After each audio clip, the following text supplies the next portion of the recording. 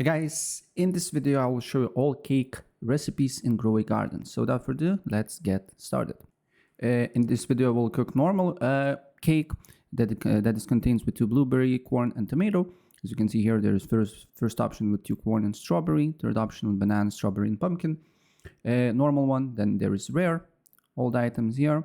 Then there is a, as you can see here, legendary, mythical, divine, and prismatic as well.